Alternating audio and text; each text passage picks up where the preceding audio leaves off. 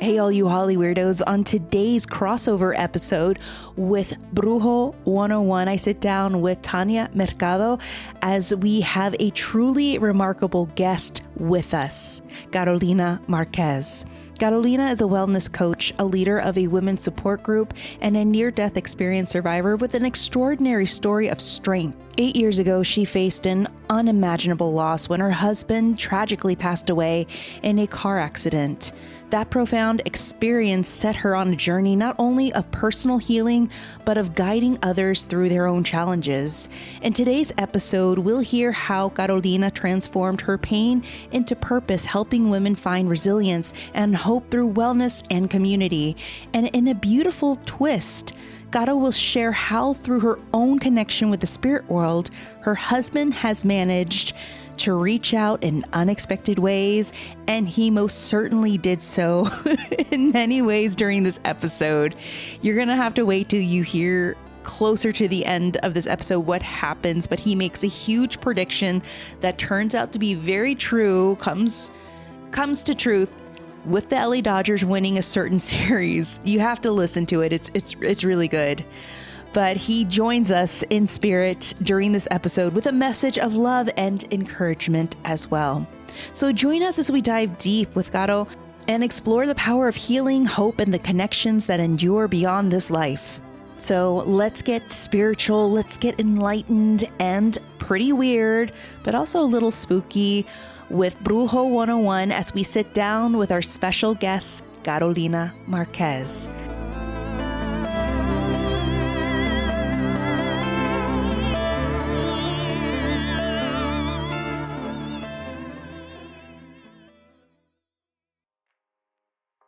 Hey, all you Hollyweirdos. Before we get into this episode, I really wanted to send a major thank you to each and every one of you guys who showed up to our live show on November 3rd at 1984 Vintage and Horror.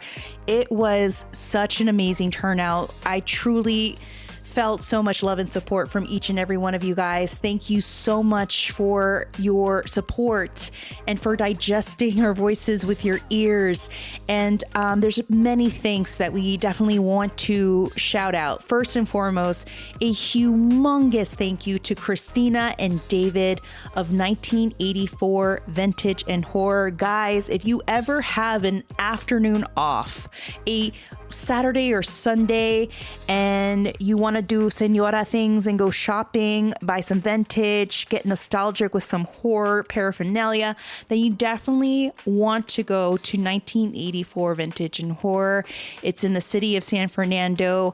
They are open, I want to say, from 11 till 6 on Saturdays and 11 till 5 on Sundays. Throughout the weekdays, their hours of operation are also 11 to 6. You have to go and just see the store. For those who went to the live show, you know what I'm talking about. It's a really cool store, and it's got some old school vintage threads finds. It's even kind of set up like an old 1980s arcade / your uncle or your Theo's basement filled with some pretty awesome horror VHSs. Like, it's so amazing, and it was a perfect setting for our live show. Another huge thank you to La Horchateria. Oh my God, the churros. Oh my God, Alicio, thank you so much for donating churros to this amazing event. They were so delicious. Guys, if you were there, you know how delicious they were. It was so hard not just to have one. We had several. I could probably sit in a fetal position just chewing on them for many hours. They were so great. So if you're ever, once again, in the city of San Fernando, you want to go and burn some calories shopping at 1984 Vintage and Horror, and then go and chow down on a pan dulce, a little cafecito, maybe some churros at La Horchateria off of Maclay Avenue. It is so delicious. It's worth the little trip. Trust me. But a big thank you to them. They're amazing. And you have to go check them out. Try them out. The horchata latte, delicioso. Okay. Another huge thank you to Thanya Mercado of Ashe Imports. Thank you so much for all your gifts and your support at this event, along with Tawny Lewis for being a last minute guest. Tawny did a reading at a location called Pioneer Cemetery that we talked about, and she was much obliged to come up and share those readings. Thank you so much, Tawny, along with Cody Furman of Cody Loves Horror. Thank you so much, Cody, for filling in at the last minute. Bryce was doing his actor things, and there was a confusion with his schedule. So, you know, being thespians, the show must go on, and we killed it. We nailed it. So he was there in spirit, even though spirits kind of scare him. But it was a fantastic show, and we are definitely going to be doing more shows with 1984 vintage and horror. Trust me, guys, like the ambience was perfect and the stories were great. And I think I would like to do a ghost story slam hour or two over there. That would be really fun, right? Let us know in the comments, let us know in messages. And once again, thank you to each and every one of you that showed up or couldn't show up but wanted to show up in spirit. Thank you once again. Also, we have some events that we definitely want to promote. If you're in and around the Sacramento area, or you'll be traveling around Gold Country, December 13th through the 15th is the Spirits of Christmas that is presented by Grim Life Entertainment and Paraflix. If you want to see some pretty amazing people in the paranormal community, like myself, Tawny Lewis, Ghost Brothers, and even Daryl Martin of Ghost Hunters, Patty Negri, they're all going to be there, and along with some pretty spooky vendors in a very haunted hotel that is near a very haunted town, near some haunted mines, near a haunted courthouse. See, I talked about Jackson before being a very haunted ghost town. It really is. And all of its surrounding neighbors haunted. And this is going to be a really cool Christmas getaway, a haunted Christmas getaway. If you want to meet some really cool peeps, go shopping for really haunted things, and even venture throughout a haunted ghost town or two. Like, this is a really cool place to do it. Once again, it's the Spirits of Christmas in Jackson, California. And if you want to learn more information about this event, then please follow Grim Life LLC on Instagram. You can also travel to grimlifellc.com for more information, tickets, and lodging, of course. And finally, to our Illinois peeps, save the date, June the 12th through the 14th in Chicago, Illinois. It's going to be wild. Why? Because Windy City Paranormal Fest is going to be happening. If you want to learn more about this festival, purchase tickets, start booking your flights, then you definitely want to do so. You want to follow Windy City Parafest on Instagram, and you want to find out more information, purchase tickets, get your hotels and your flights booked, go to windycityparafest.com. That's windycityparafest.com. There will also be a paranormal prom, many vendors, and even some pretty amazing paranormal peeps like ourselves. And trust me, Bryce is going. He's already put that way ahead of time in his calendar. We also are going to be having our friends join us, such as Zachariah the Witch and Tawny Lewis. We'll be also teaming up with our friends from the What's Up Weirdo podcast, Jessica Knappich and her sidekick Toad, along with John E.L. Tenney, and our friends over at the Quite Unusual podcast, along with Adam Berry from Kindred Spirits. Ooh, just when you thought that Halloween ended on October 31st, ha ha ha ha ha ha. Don't make me die from laughter. No, it never does, because it continues, because we still like to summon the spirits throughout November, December, and all throughout the year, don't we? And we like to get haunted during the summer, so we're definitely going to do that at the Windy City Parafest. Another little tidbit, if you have a couple minutes and would love to support our podcast, there are two ways. You can head on over to Apple Podcasts and give us a nice little 5-star rating and a written review. It really does help us indie podcasters out. Or you can head on over to patreon.com/Hollyweird Paranormal, and for as little as $1 or more per month, you can help support the podcast. For however many months you wish to support. You can support for 3 months, 4 months, however many months. A little does go a long way, and we are so appreciative of all of you who have supported in the past and still continue to support us. Thank you so, so much. You'll be given access to our Saturday Night Ghost Club Society podcast, where we share ghost stories from others who have had experiences, because everybody has a ghost story, and we collect them from our neighbors, acquaintances, friends, even, strangers off the street. Everybody has a story, and we collected them and put them in this nice little delicious spooky podcast. We also have behind the scene videos and interviews that you can browse through. So just in case you're getting little Hollyweird withdrawals, there they are in this one little cute Patreon package for you. And if you want to learn more about the podcast, you can head on over to our website at www.hollyweirdparanormal.com, where you can catch up with past episodes, read our bios, and shop at our merch store. Whew, now I need a cafecito and a churro. All right, let's get Hollyweird.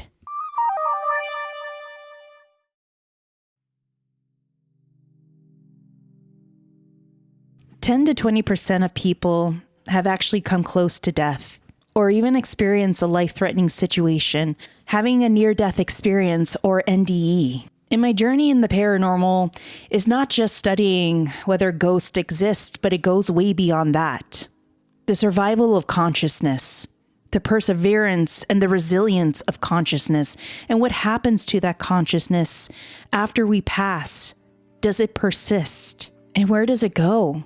As we take a deeper dive into the studies of the paranormal, we have to learn more about OBEs and NDEs, out-of-body experiences and near-death experiences, and those who survive. Globally, it is estimated that millions of people have experienced NDEs. In the United States alone, researchers believe that around 5% of the population has had an NDE at some point, which would amount to roughly 16 million people. The frequency can vary depending on the population studied and the type of critical event, as well as cultural factors which may influence how people interpret or report such experiences. So what truly is a NDE survivor? Well, they're individuals who have come extremely close to death, often due to life-threatening events such as accidents, serious illness, or medical complications. And during these experiences, many report sensations and even visions that seem to transcend ordinary consciousness, such as a feeling of leaving the body, moving through a tunnel, encountering bright lights, or a big bright light, or even feeling a deep sense of peace. Some NDE survivors also describe seeing loved ones who have passed, experiencing a life review, or even receiving messages of wisdom and reassurance.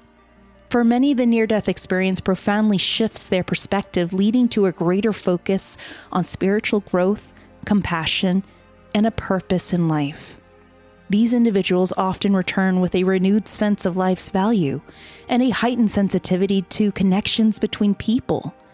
While each NDE is unique, survivors often describe a sense of newfound resilience and a desire to help others as a result of their transformative experience, quite like our guest Claudia. Now, what is its connection to the paranormal or supernatural? Survivors often feel a deepened connection to the supernatural due to the extraordinary nature of their experiences. Many report vivid encounters that seem to go beyond ordinary perception, including feeling detached from their bodies, sensing or seeing otherworldly beings, or receiving messages from loved ones who have passed on.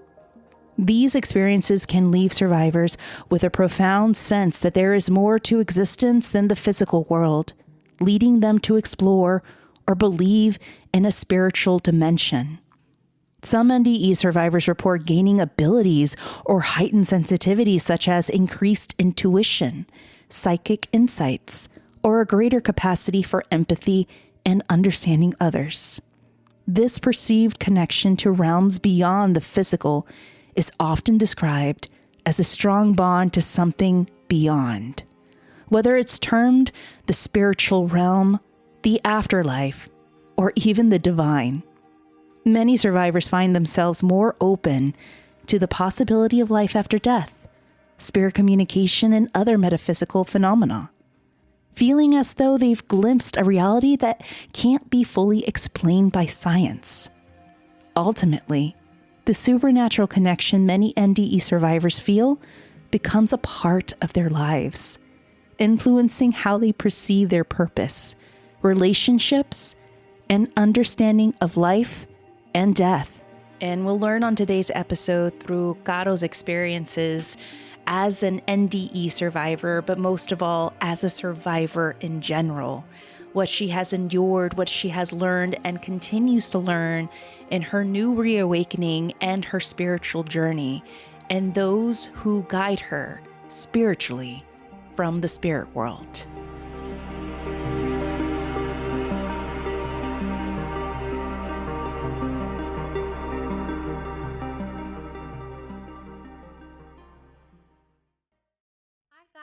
Welcome to another episode of Brujo 101. It's me, Thanya, and my co-host, my amiga, Cami. Hi, Cami. Hello, hello. How are you doing? Doing very well. Just getting over a nasty little bug of a cold. Yeah, the weather. I just breathe again. I just need to breathe and eat solid foods. And I miss it. You're like, let's go. Yeah, I know. And we have a very special guest with us today, which is CarolinaMarquez. Hi, you guys. I'm Carolina. Nice to meet everybody, and thank you for having me. Thank you for coming on. So some people will know you from being on Revenge Body. Right? Yes. Some people will know you from social media. Yes. So just introduce yourself and tell us, what's up with you. So my name's Carolina Aurora Marquez. I have a women's group called CAM, which is my initials, but it stands for Caring, Accountability, and Mentoring.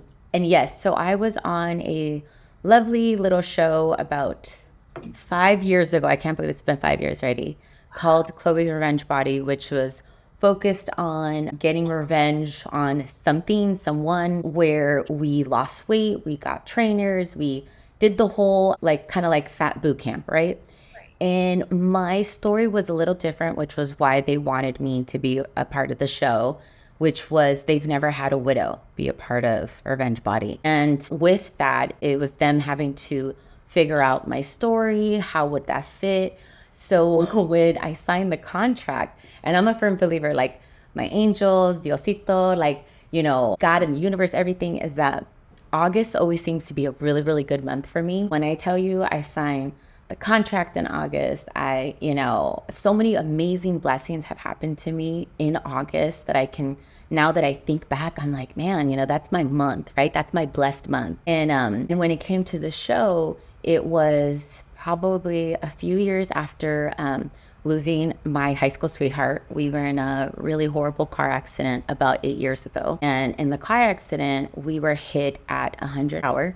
I was not wearing my seatbelt. Neither was he. We had just come from a trip in DC where he had never been, and we were super excited. I was excited to show him around. And he was probably a week and a half away from having his birthday, his 31st birthday. And our flight gets delayed. We're leaving DC super late, which originally we were supposed to be home by 11:30. We didn't get home till 1:30, and that's drunk driver hour, unfortunately. And as we're driving home, and my parents, who are my baby boomers, I love them, when I told them it's okay, we'll get a taxi or something, my dad's like, no, I'm your Mexican Uber, I'll go pick you up, And so, my parents, how loving they are, they come to pick us up. And when I tell you, again, everything, as hurtful as it may be at the moment, everything happens for a reason. I'm about to get in the car, and I was very different. I was very selfish back then. I wouldn't think about others. And when I would get in a car, I would never scoot over, right? I would always just sit. And so I had such a great weekend with Andres. You talk about, everything was going perfect. We got our room at 8 a.m. Everything you can imagine was just aligned. And when it was time for us to get into the car that my parents picked us up, I scooted over this time. I remembered, right? I wasn't being selfish. And he comes around to the car and he goes, Caro, move. And I'm like, no, it's okay. I'm already here. I'm sitting behind. So I was sitting behind my dad. And he's like, move. You're not supposed to sit there. And I'm like, okay. And he was kind of upset. And I didn't want to bother. When I tell you guys, we had such a good trip. Like, no peleamos. Like, we were just like really good, right? I was like, okay, I don't want to fight. I'm gonna listen to him. I'm gonna move over. So I move over, and now I'm sitting behind my mom. We're driving home from LAX. I'm telling you, maybe 2-3 miles away from being home. We're driving home, and about 20 minutes into the car ride, Andres looks at me and he goes, honey, I'm tired. And I said, go to bed. Go to bed. I'll wake you up as soon as we get to the house. Duérmete. And he's like, okay. And that boy could sleep like anywhere like that, right? And so we're driving home. We're about 2-3 miles away from our exit on the 605, and we get hit at 121 miles per hour. The way that they hit the car was like a perfect bomb. The driver hit us at the gas and the battery. We were in a Prius. We weren't like in a tiny car. We were in a Prius. And the car goes off, and it pretty much we're on fire immediately. And it spins, and then it hits the rail. And when I tell you that I've had detectives, doctors who have worked for over 25 years, the detectives have been on the force for about 30 years, both tell me, like, I have no idea how you're around, because I've seen cases with less speed, bigger cars, more safety, and they all die. And the crazy part is that when we got hit, I remember hitting my head against the car door or the panel. And mind you, we don't have seatbelts on, right? I hit my head, but for whatever reason, my angels, my spirit guides, I didn't fall asleep. And typically that's what happens in car accidents, is that people pass away because they fall asleep, they pass out, the gases, and then the fire, right? So we had the fire. So I remember sitting there burning alive for like at least 10 seconds and just feeling all the fire around me and being like, I'm burning. And I'm looking over at Andres, and he's hunched over like asleep. He just looks like he's asleep.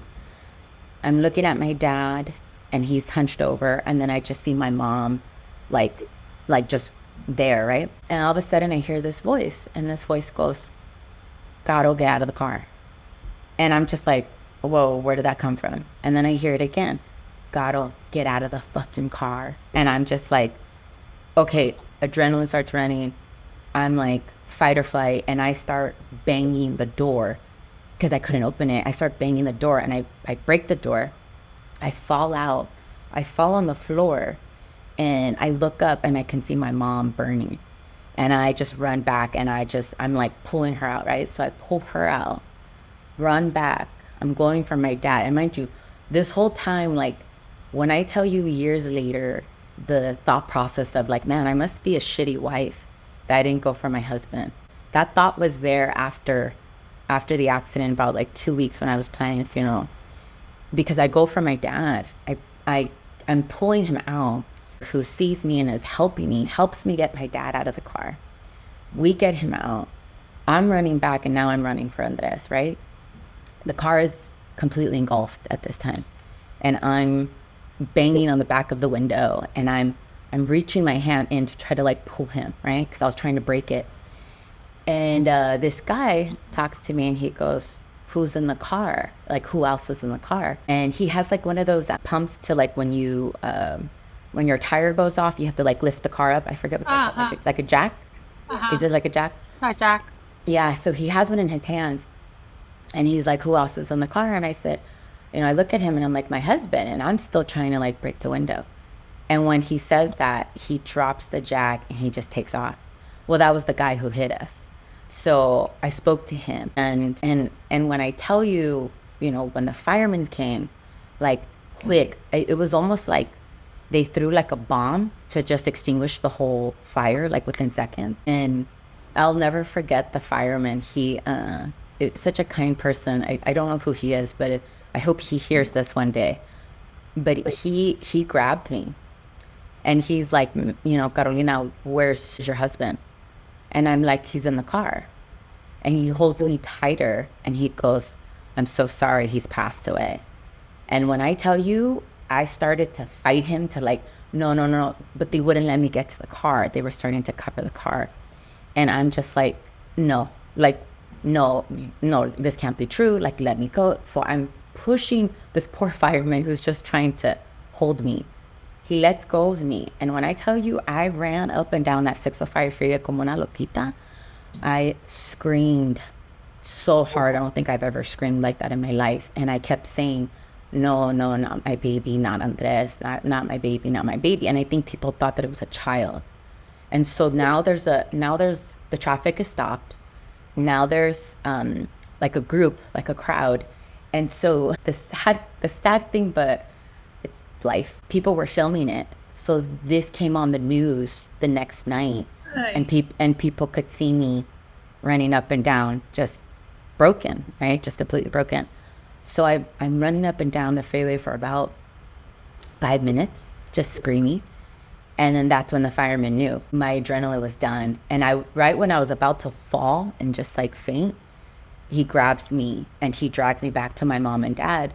And when I tell you, my poor parents, well, I'm just so grateful to have them still, but their headspace of just like being in shock, right? And they're starting to ask us questions and my parents can't answer them. And I just take over. Like the Capricorn in me is like, okay, put the feelings aside. And so I end up telling them like, okay, my dad was, he's 60 this and my mom this, and this is our household and this is the number,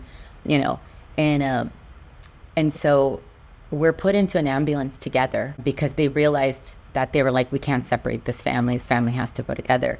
And we were going to the nearest hospital, which was, I think, Whittier. And again, the connections with everything, you guys. I think it was like Whittier Hospital. And so they take us to the ER. I'm there. And Whittier Hospital is where Andres was born. So the connections of everything. And so I'm going to the hospital there. And as we're in the ambulance, I distinctively remember sitting in the ambulance and being like, looking at my dad and looking at my mom and just assessing them. And I go, my mom's going to be the weakest link. That's who I'm going to have to give the biggest strength to, right? And we get to the emergency. I completely pass out the moment they put me on the stretcher. And the moment I wake up is because my pants melted onto my skin. And they couldn't tell because my jeans were like dark blue. And again, like, I don't blame anybody. So as they're cutting off, they cut the middle of your leg and then they like rip off the jeans, right? So I was out. I wake up because they ripped off like a layer of my skin. And when I tell you I scream, I'm like screaming. And then I scream and I say Andres's name, like, and then I just pass out. And then we were transported, after they stabilized us, they transported us to Irvine burn unit. Typically, so what happens is if you're in a really bad accident and there's burns, they either take you to Irvine or they take you to USC County, right? And so the closest one at the time where we were at was going to be Irvine. So they transport us to Irvine as we're stable. I may get emotional. I'm a Chiona now. I have a dream, or I talk to Andres. I'm in my coma.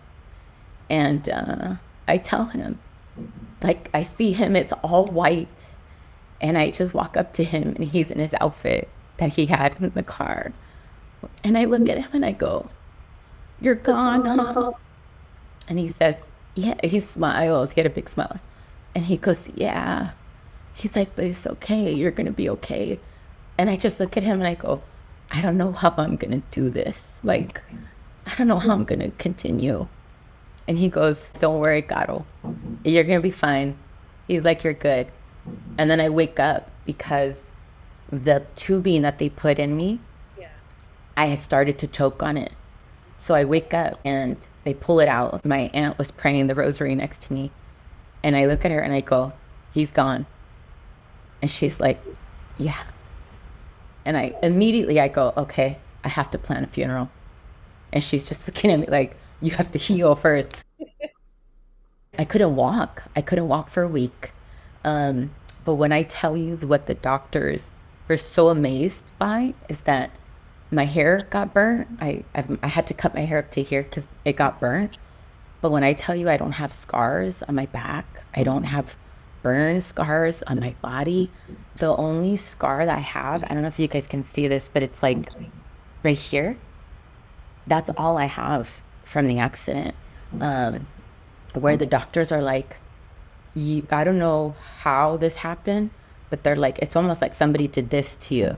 to protect you from the fire. He's like, because I know you were burning. Your clothes, there was damage to your clothes, your hair, everything. And the bigger question that they couldn't understand is that they're like, I don't know how you stayed awake. I even had the CHP officer come to me during the week when I was there, and he goes, Carolina, off the record, he's like, did you have your seatbelt? And I said, no. And he's like, I can't come up with how you survive this. He's like, I've done tons of, accidents on the freeway. He's like, yours was smaller car, major speed. He's like, and all three of you guys survived. He goes, I'm used to everybody being gone. And I just was like, yeah. I told him, I said, yeah, I get it. And so it's, we're planning the funeral. Everything's going on. My parents, pobrecitos, had to heal, right? They're much older, took them a lot longer. So they were in induced comas. And my poor parents, because I love them so much. But when they woke up, the funeral had already happened. So they felt so guilty and hurt that they're like, what do you mean? Ya pasó? And it's like, I had to move on. I had to keep going.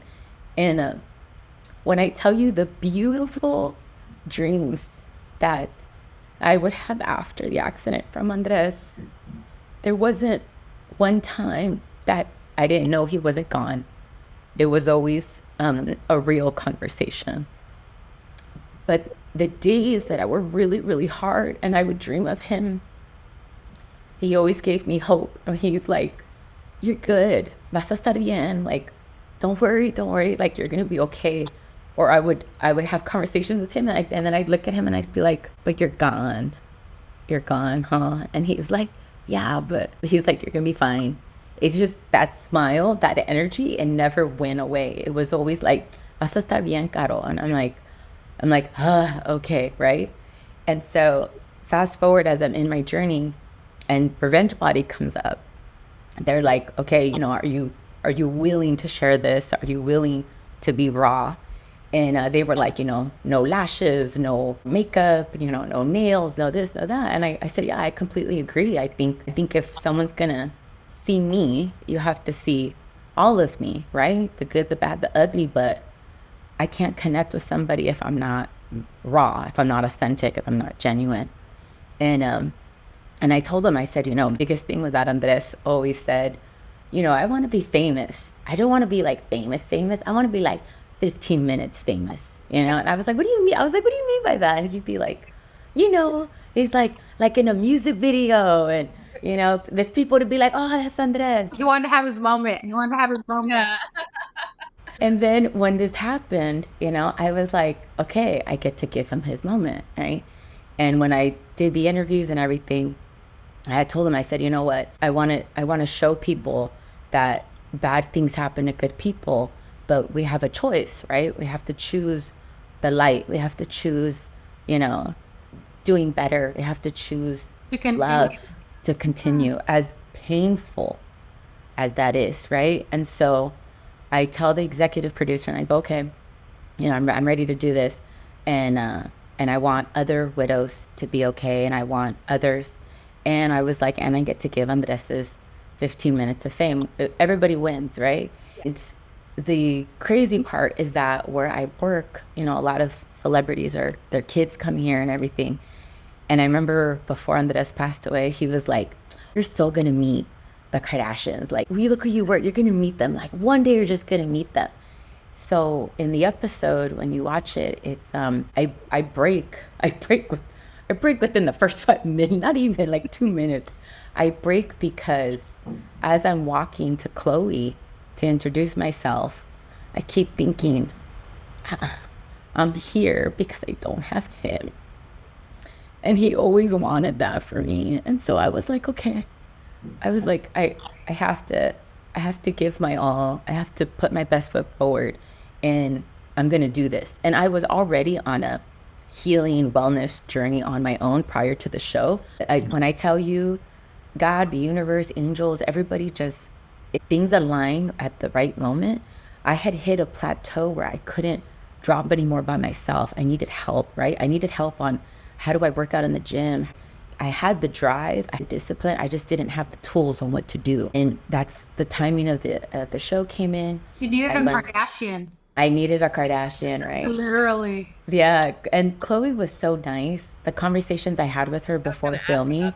Yeah. Yeah. Super nice. Like, and the part that sucks is that our episode airing got delayed because of the Tristan drama, and all the drama she got put through. So they pushed us off for like a year. But she truly was communicating like everything that everybody, when you go through a wellness and journey, is, you gotta love yourself, and it has to come from within. And she truly was doing it and communicating, and it was aligned for sure at the moment. And so the interesting thing about my episode is that they threw a twist because I was so good at listening and paying attention and doing my job and all of that. I was dropping weight, but I didn't give them drama. So they're like, okay, we got to get drama from this girl, right? Oh, do something, girl. Do something. They're like, where's the toxica in you? And so what ended up happening was they threw in dating. They threw in like, that I'm going to start to date. And there's a moment that I'm grateful that I'll always have the episode of my parents being a part of it.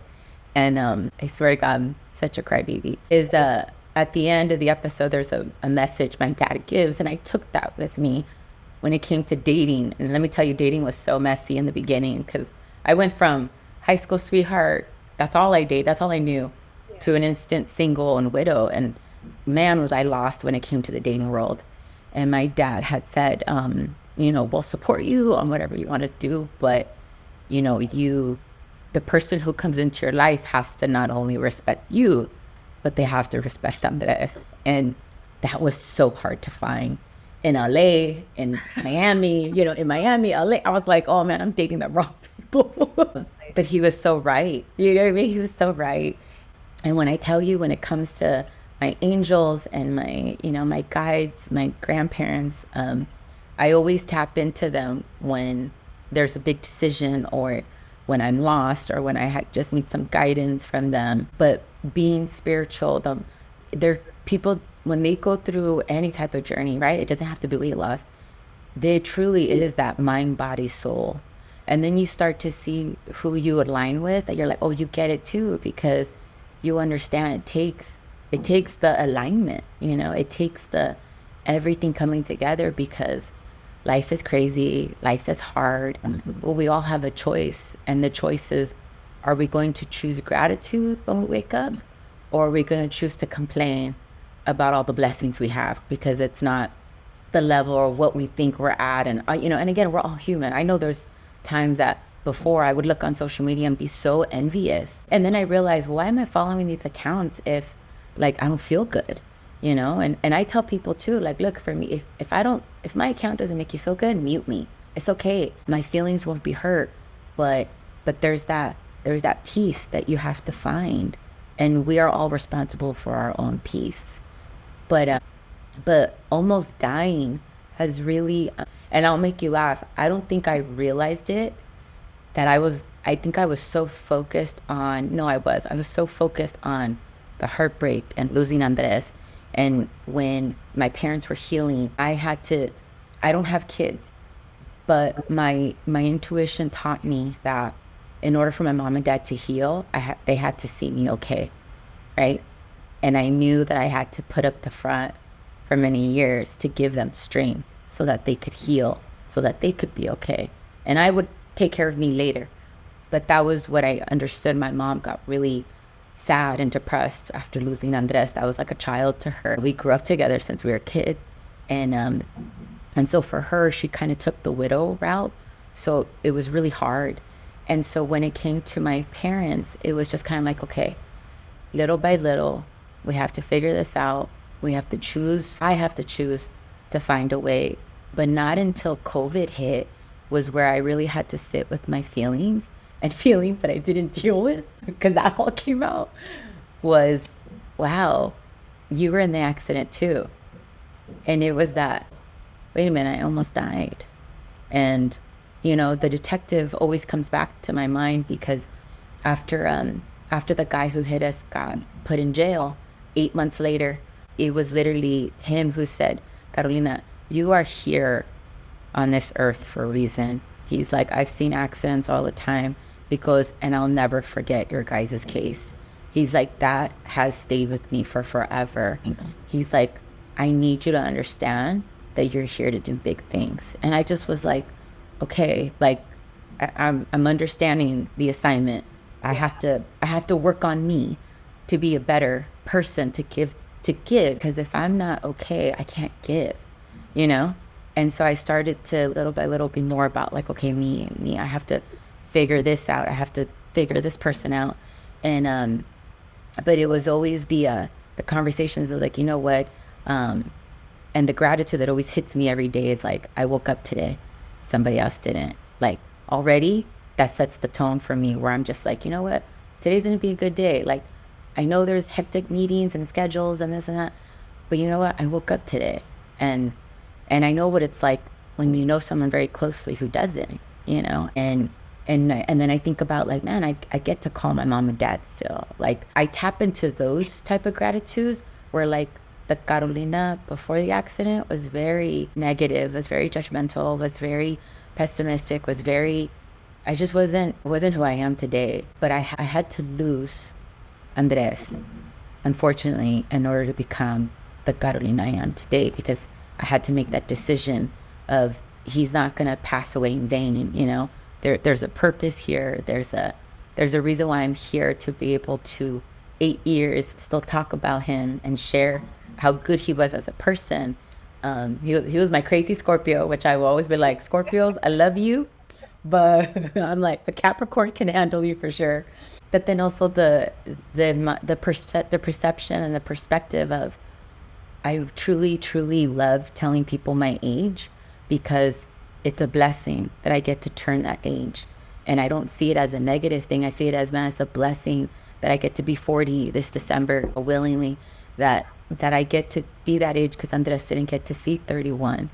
And that will always stick with me when it comes to aging, or when I have that conversation. People who usually have these experiences, what happens is they typically go very negative and hate God, right? They're upset with God, or they go super Bible thumper and they're all about Jesus and all of that. And for me, what was really interesting is that I was very in the middle of, I grew up Catholic, I have my foundation, but when I tell you, I started to tap into my spirituality more, and I started to tap into, I'm feeling things, I'm sensing things, I'm seeing all these angel numbers immediately after I woke up from the accident, that they were so in my face, I could not explain what I was feeling, but I knew it was something. And when I Googled it, I was like, oh my God, I'm having an awakening.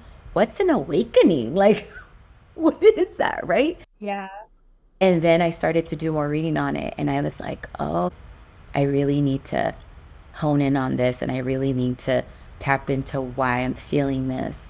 But again, just being able to share Andres' story, my story, how important it is to just love yourself and to surround yourself with the right people who are going to, emphasize and improve that environment and support you on loving yourself more. But the reality is that we are all really connected. Did you think before the accident, did it even like cross your mind, like, is there heaven? Is there spirits? Did you ever, was that something even in your like peripheral, and that, or was it something that? What's interesting is that, that's such a good question. Because I grew up with such the heavy Catholic foundation, I knew that there was a hell, right? Like, And if you don't ask right, you going. yeah, like, sure, like, because Catholicism is that, right? But Catholicism is a vengeful God. it's just crazy. When I always knew that, and I always knew because, like, heaven, because growing up, it was always heaven or hell. This spirituality, I will tell you this, I didn't have the awareness, but when I tell you that Andres did years before me, and I just supported it, I didn't understand it, right? I didn't understand it. And then Still, my husband's a Capricorn, but still doesn't understand why I do the things. right? You know what it is? It's because if you do that, you have to feel. Yeah. If you do that, you have to feel. And we Is that are, what it is? We are so bad at emotions. We're gonna cry with you. We're gonna cry with you by ourselves in the room. Like, Yeah. no one see it Also, because you have to relinquish a lot of power, right? If you yes, start believing in things that you can't physically touch, yes. you're relinquishing. My husband's a Capricorn. Oh no, wait, you guys all have Capricorns. Yeah, we're pretty, and we're hard workers. I mean, that was the problem You I had. guys are great. You guys are like very hardworking, Driven. We're super driven. very driven. Yes, But the spiritual thing is very, I No. think it's like Howard. I think, but you know, in my husband's case, right? Like we've been married 7 years in in a couple weeks. And I mean, he was very, when we got married, I was like, look, I'm a santera. I'm a die a santera. I don't know what's going to happen with you, but this is what happened with me. And he was like, all right, I don't care. And he's raised very Catholic. His mother's very Catholic. And then like a few years ago, he started to like do little things that were like spiritual. So then of course I'm an Aries, I pick on him. I'm like, well, now you do that. Now it's good. Now, but he's like, I just have to do it on my own time. Okay, so maybe you had to do it on your own time. No, you're right. You're right. It was when I tell you like the gifts that Andres left me after, right? And unfortunately, biggest thing Andres would always tell me was he grew up very poor. Andres came from a very poor family and not a lot of support. So like when I tell you, when my parents saw that he was going to be my future, my mom and dad were like, okay, colegio, we'll help you. Like, we're here for you, He'd always say, Caro, you have to find the beauty in every situation, something, right?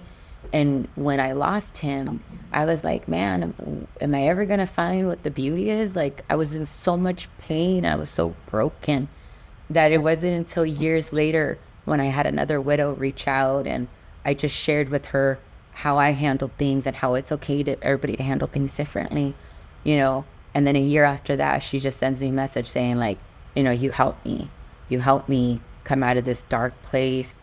Watching you on social media gives me hope, for me to fall in love again, like just things where I was like, man, like, that's the beauty in my situation is that, I truly believe in showing up as I am myself. I really try really hard. I want to be coming off where I don't hide anything. I'm very transparent, whether, look, I broke out, whether I break out or not. Like, you know what I mean? It is what it is. Like, I just want people to know it's okay. It's okay sometimes to not be okay. And being the Capricorn that I was before, I was very stubborn in I got this. And my problem was I was very good at being busy and numbing myself with work that now, falling in love again, which I was not looking for, and being in a safe space. And I can totally say proudly that I'm in my soft era, which is why I'm able to feel so much more. And I'm able to cry like on the spot, because of, the husband that I have now who allowed me to be a mess and was very patient with me and was mature enough to understand that there was, that Andres was part of my life and there's no forgetting it. The biggest thing that happened when we first started dating was one time we were at my house and we were hanging out and I live in the house that I had with Andres. And he was like, honey, did you and Andres ever cook? Because Jonathan loves to cook. So he's like, did you and Andres ever cook? Is there a story that you have? And when he said that, probably 2 months into dating, I sat there and I was like, I've never been here. I've never had a man understand that, I am broken, and there is a pain, a grief that I'll always have to deal with, even just dealing with the anniversary a couple of days ago.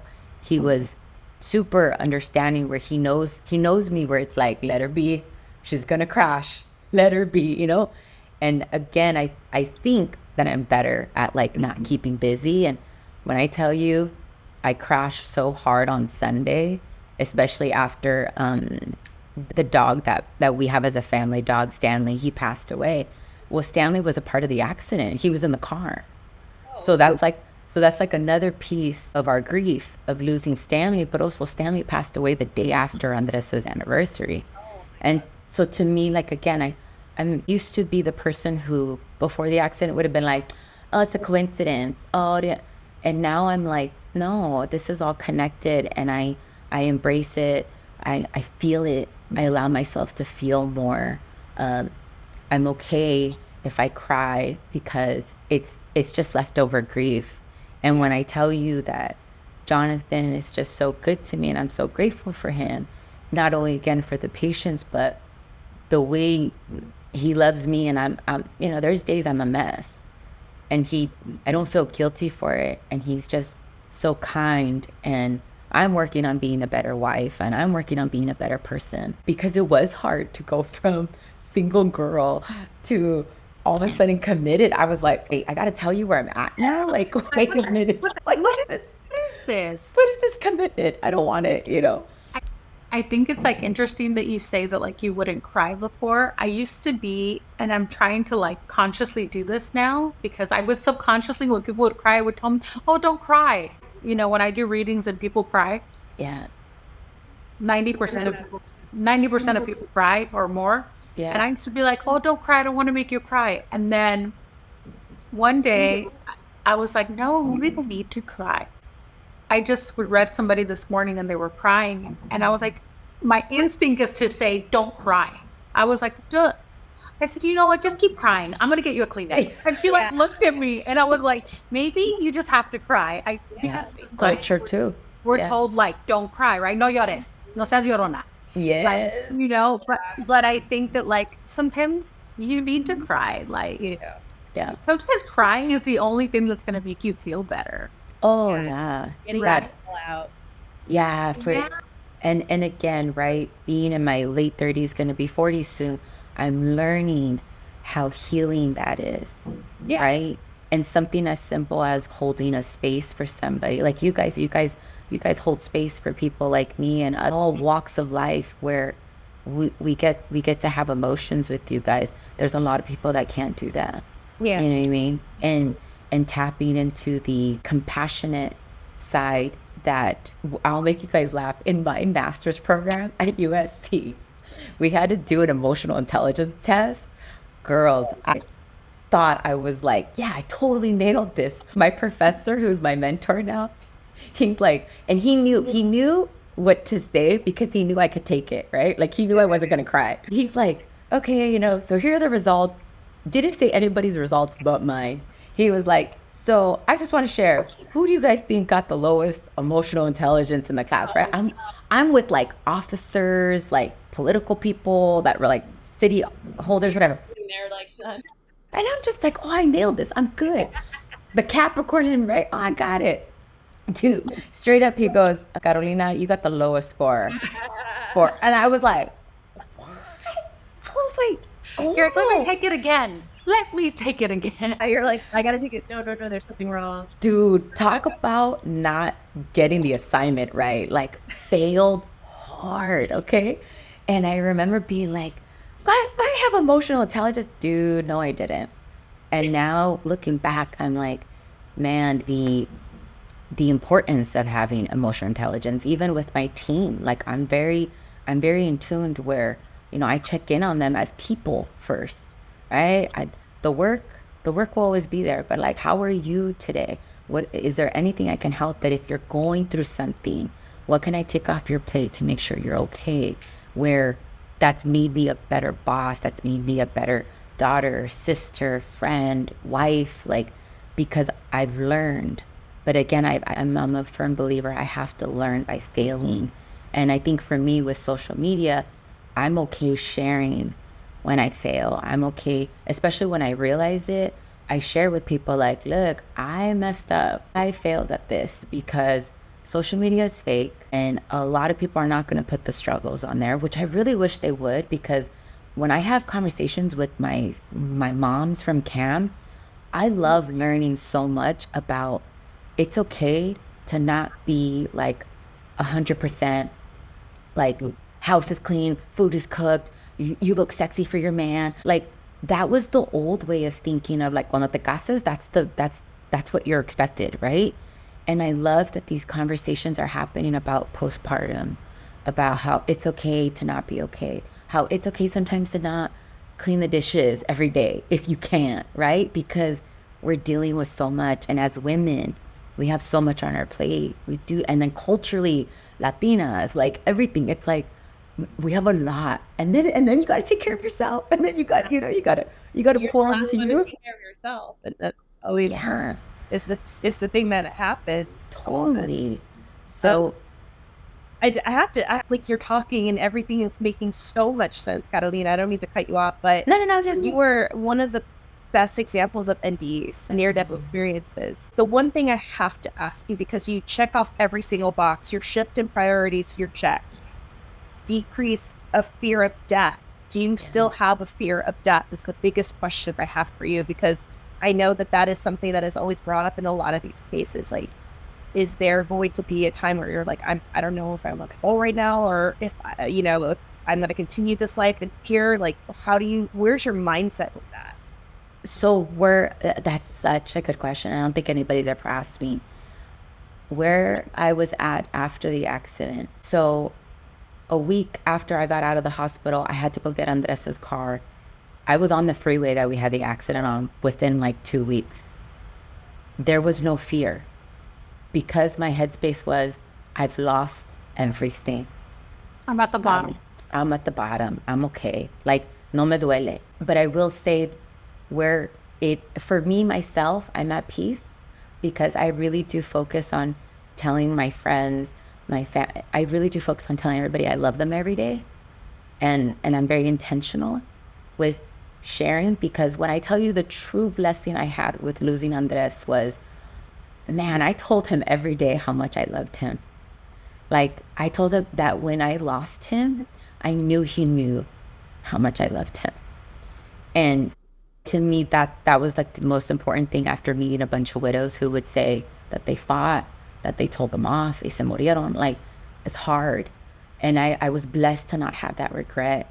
So now, myself, I'm okay. I'm at peace because I still share how much I love my loved ones.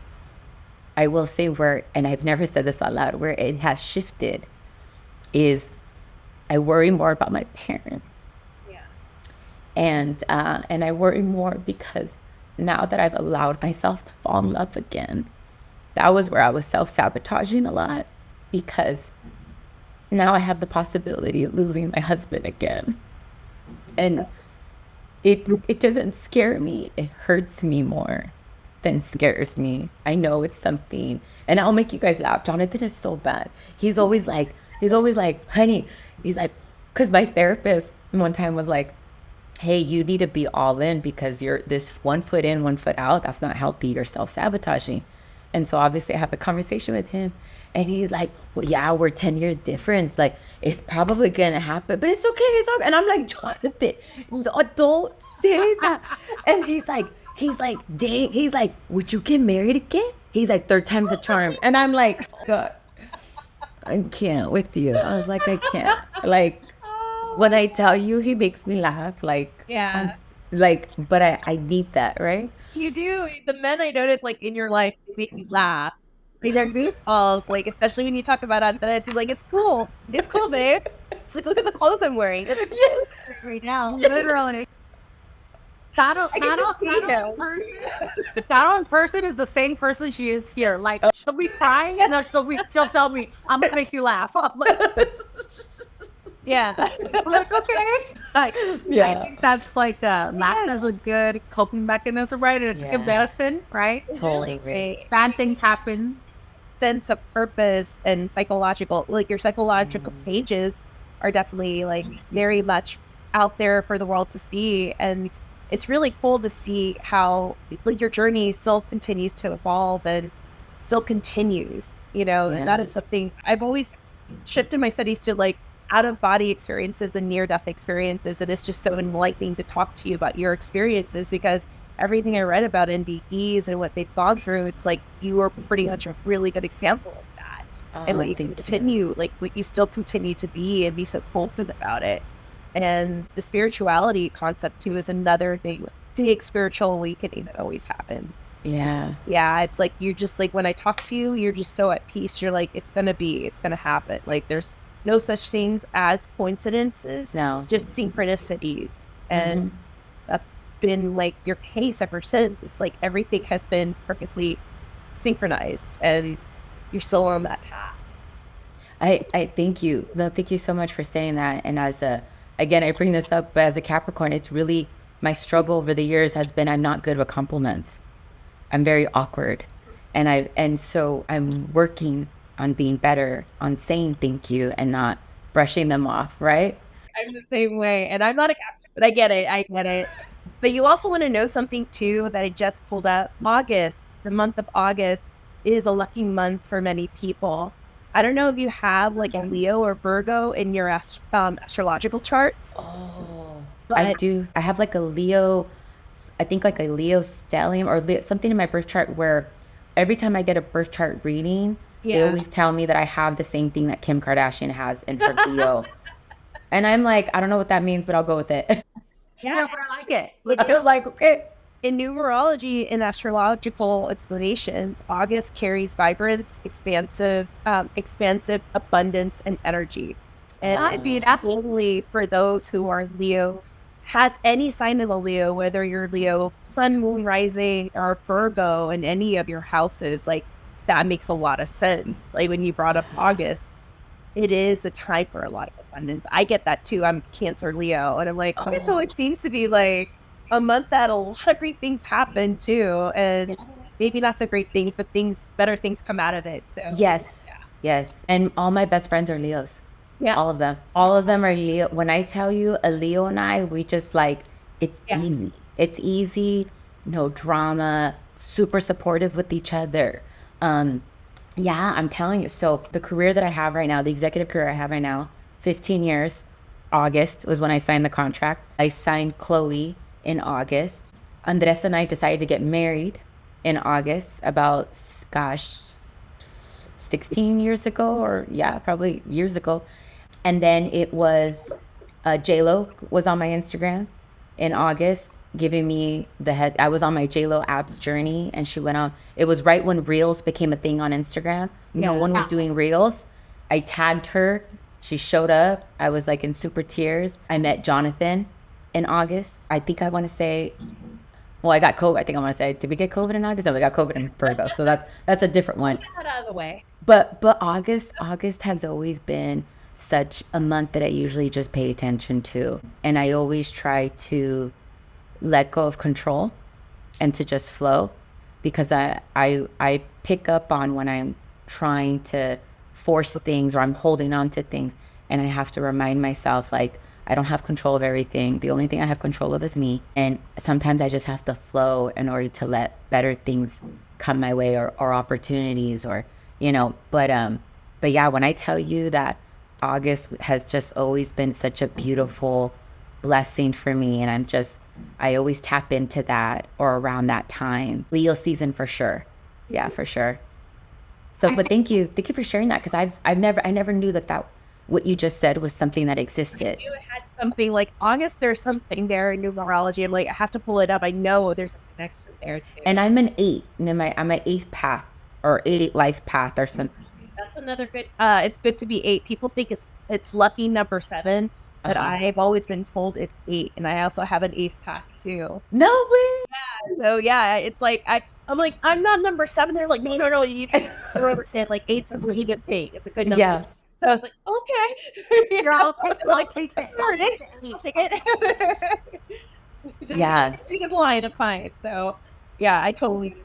I think it's interesting you said that you didn't like become like, because people go through loss and they become either very bitter, like you said, with God, or go into spirituality. And I think there's like a fallacy where people think if you're spiritual already, you don't become bitter with God and or whatever you believe in. And I think that losing someone tragically is such a hit to every system. Yeah. That even if you already had a foundation of faith, whatever it was, right? Like Catholicism, whatever, it's very easy to be like, well, but this is the worst thing in my life. So if there's God, how's this even happening to me? You know what I mean? Like, Yeah. I experienced that when my best friend died in a car accident. I'm sorry. And I was already, thank you, I was already a santera. I was ready. And I went to Cuba like right away after she died. And I remember that I was sitting with an oba, which is like our master of ceremony. And I had Satan probably for like 10 years then. And he was like, well, things happen. I turned around and I said, I'll be honest with you. I don't know what's going to happen with me in this religion. Because how did you guys not tell me this? And I was like pissed. I was like, I get readings, I have a Orisha, I'm psychic, and I see that one coming. Like, come on. Like, how do you not tell me this? I just saw you, and this happened to me. And he was like, he's passed away now too. And he turned around and he told me something I'm never going to forget. He told me, and if I would have told you, what would you have done? Oh, yeah. And I was like, I don't know. And he's like, but you don't control this. I would have told you, and what would you have done? And I was like, well, I would have flown her back to LA because she died in Chicago. He's like, okay. And then she flew back to Chicago and then she died anyway. Yeah. And I was like, and he's like, you are not in control. And this is not a slap in the face to you. This is not something being done to you. Yeah. This is something that was already written and it had to happen this way. And he was like, you can be upset. You can even turn your back on Orisha, but they're not punishing you. This is not a punishment. This is life. And there's a lesson in this. And if you don't get out of yourself and learn the lesson that is bigger than what you're perceiving, then her dying is in vain. What is the lesson? And I was like, shit, there is a lesson in this, right? And I think the lesson is very similar to what you said. I totally agree with you. I think you have to tell the people that you love them every day. And I think you have to be good in your waking life. I see a lot of people, I read a lot of people. And I see a lot of people come to me with regret. And they'll be like, I want to take mariachi to my mom. We always fought. I want to take her $10,000 worth of flowers. I want to do that. Which you can do whatever we like.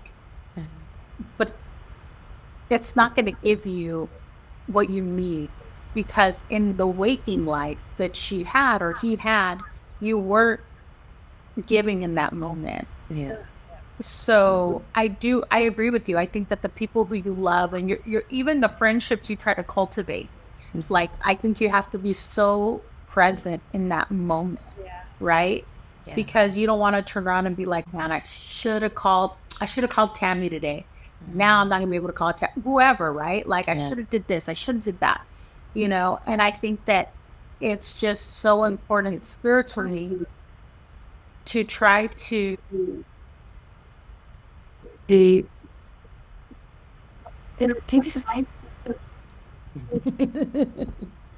like share those emotions with people, right? Like, I was thinking of you and I want to tell you, because I do think that everybody has issues, right? Like, we all have problems. Yeah, we all go through something. Yeah, we all have situations that find solutions.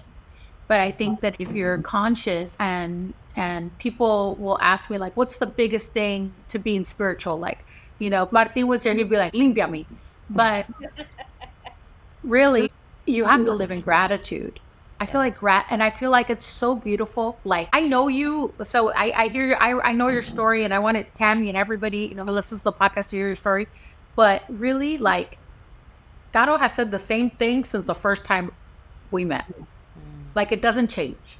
Like, I am living my life kind of like a tribute to this person who I loved, right? And I think it's like so beautiful the way that you do it. And I think of course I follow you. And I think it's so beautiful the way that your your new husband is like, so like, all right, well, let's go. Is he cool with us being here? All right, tell him okay. And and very, you know what I mean? So because that's a testament to the love that he has for you, right? Like, this is a big part of your life, and I'm a big part of your life. And it's not a competition. It's it's cohesive, right? Yeah. But, I mean, I think it's awesome. I think that people who try to live their spiritual life in gratitude are going to find the release that they need for things that burden them faster. And also find your circle, right? Like, which is what you're doing with your whole group, your women's group, you know, because I'm on their thread. So I see the text messages they send each other. And sometimes I'm just reading it. I'm like, man, these chicks really pump each other up. All right. Then, you know, I'm like reading it. I'm like, okay, girl, that's good. Yeah. I'm like, she's Mosa right there reading everything. And you put her in the group. I'm like, let's be in this group. But I think it's great. I think that like definitely life is a circle and you meet who you're supposed to meet. And I think it's just amazing everything you've been through and how you still continue to strive to have a positive outlook and live your life as an example. That's awesome. Like, that's awesome.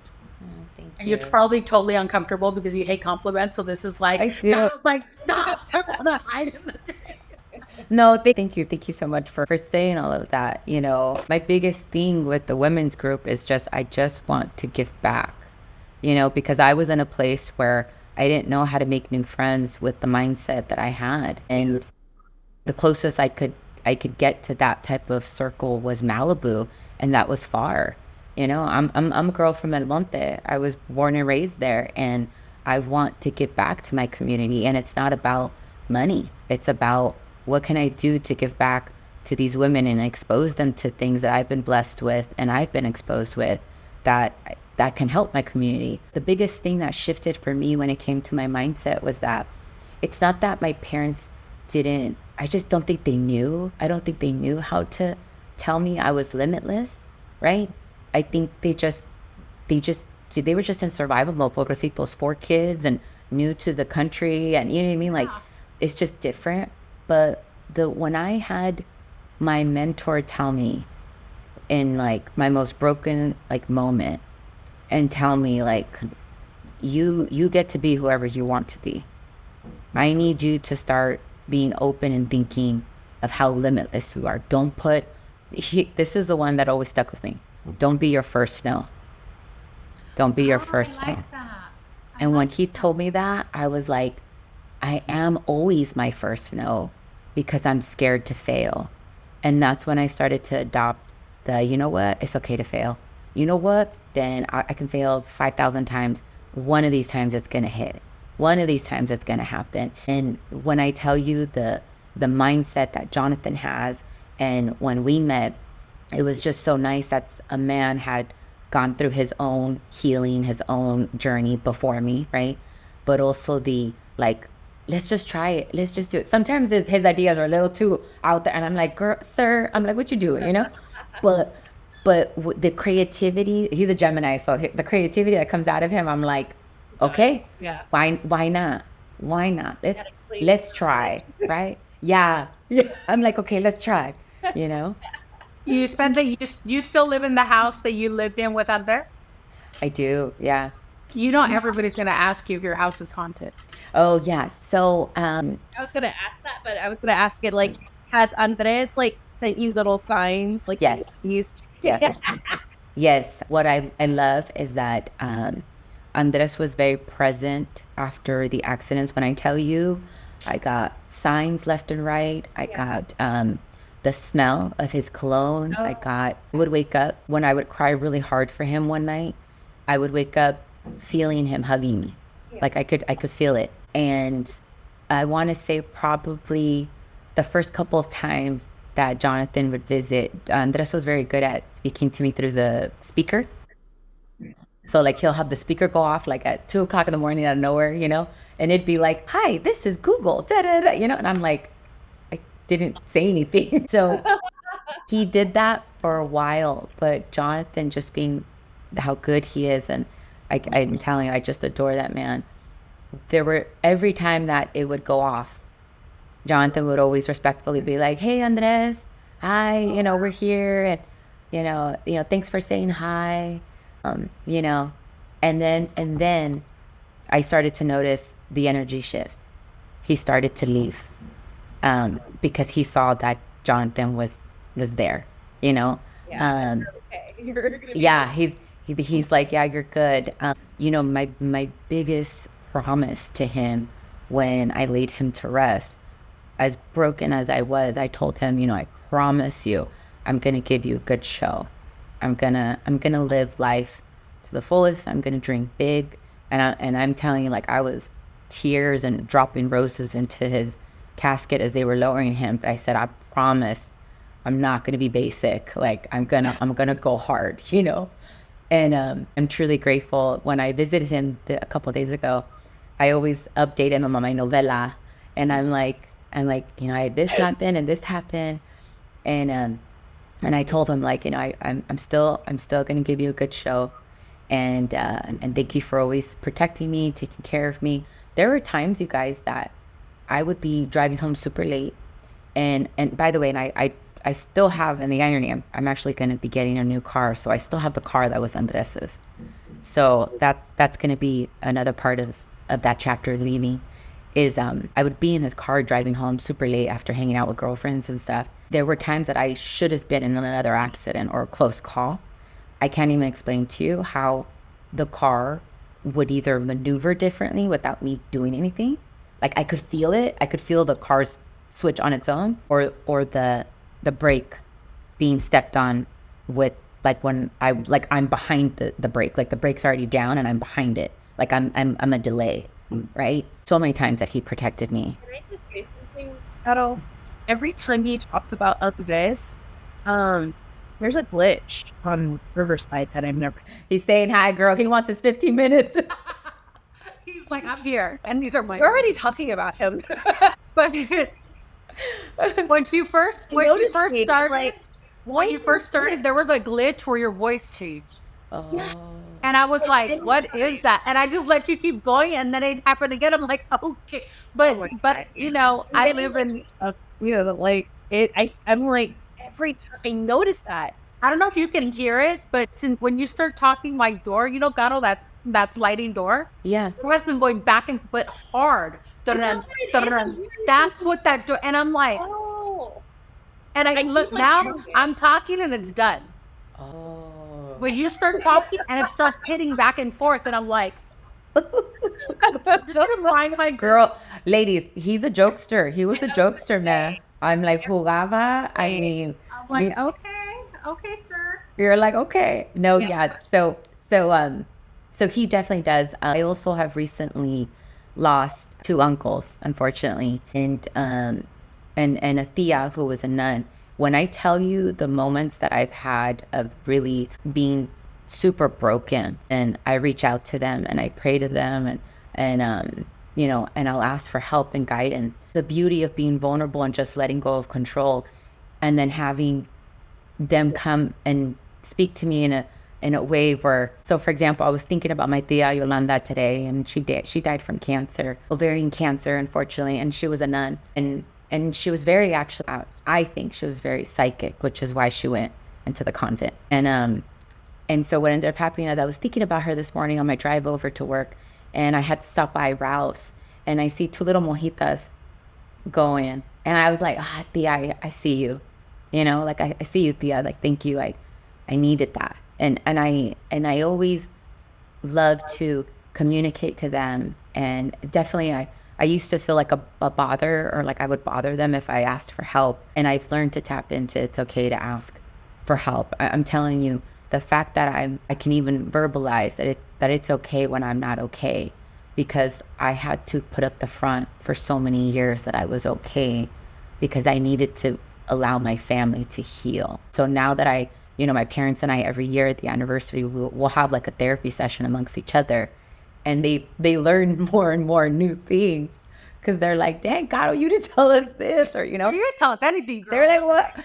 They're like, ¿Qué pasó? And it was just because I knew I was strong enough to sacrifice myself for a couple of years in order for them. I needed them to heal. They were a different type of broken, and I needed them to be okay. And so, you know, my parents and I, we've trauma bonded, so we're very close. And again, it's possibly to be like, what do you guys need today? You know, ¿qué necesitan? You know, do you want me to bring you Starbucks? Or, you know, okay, I'm going to go visit. What can I do for you guys? Just because they've done so much for my family and I, that I just want to give so much more back to them. As I have them, the Dodgers, today the Dodgers are going to play. Yay, Dodgers. And and I'm going to go see them, right? I'm going to have that experience of that game. I always think about that. Like, I get to see this game with them. I get to make these memories with them. So I guess you can say being more into my soft era, I'm very, very much more intentional with what I do.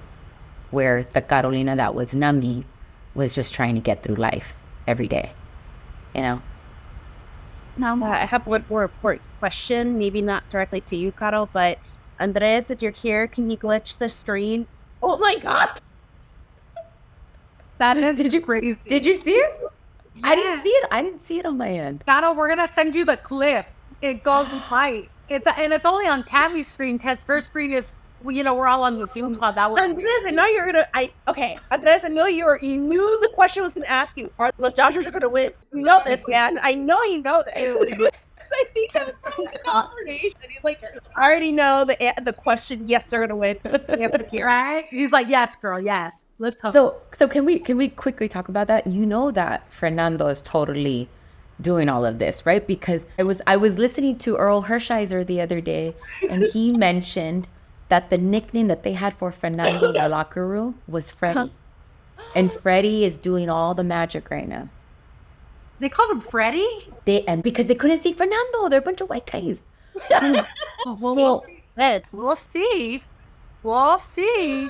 It's so, you didn't mean. So to me, I was like, man, all these connections, all these, and again, for the fact that the Dodgers are in the World Series against the New York Yankees, that hasn't happened since Fernando did that 31 years ago.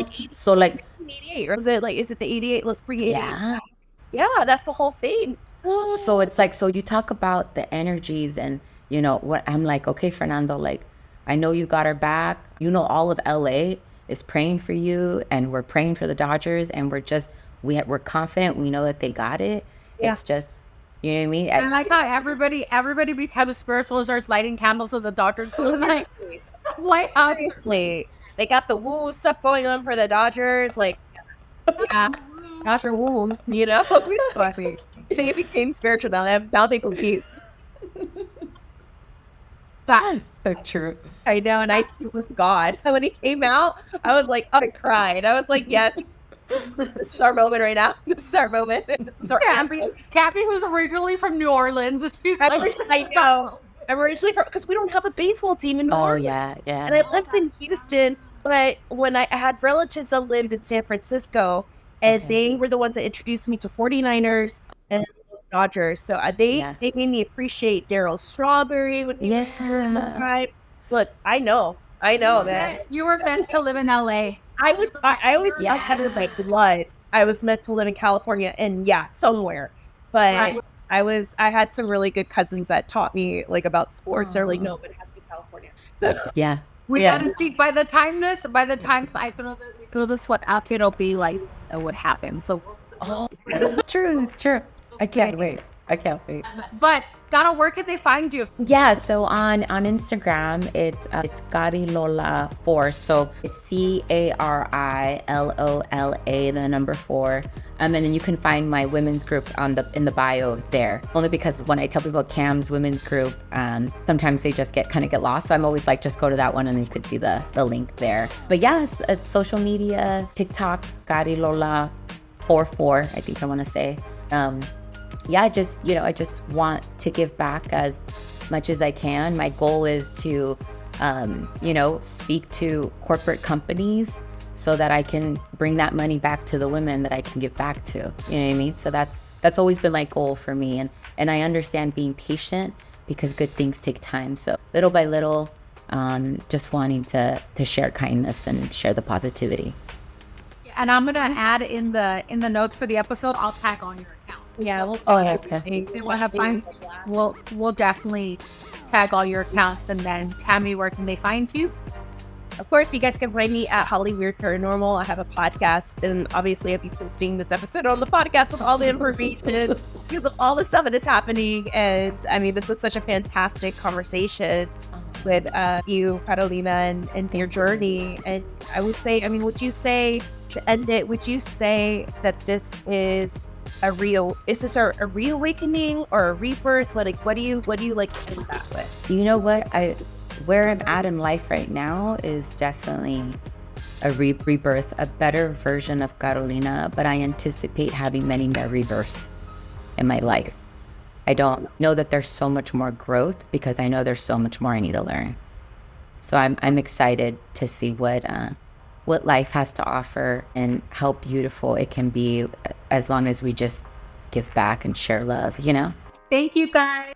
Thank you guys for having me. Very welcome. Thank you, Andres. Thank you. All right, thanks, Andres. You guys can find me at Thanya Kid, or you can also add Brujo 101.